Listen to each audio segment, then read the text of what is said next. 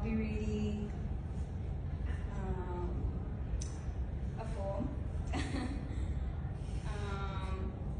It's November 3rd.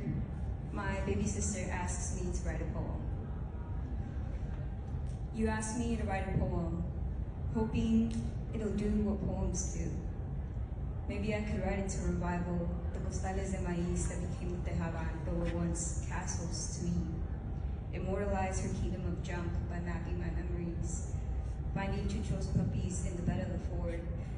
Playing pride with Dad's old tractor, weaving between shard and shrapnel and calling it a game.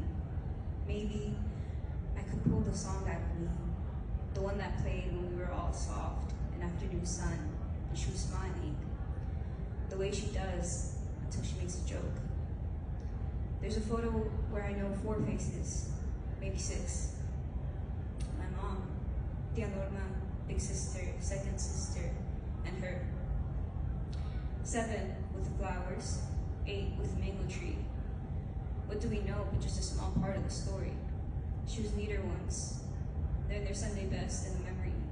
Maybe cut her foot on that fence. Another story I know only from Scar.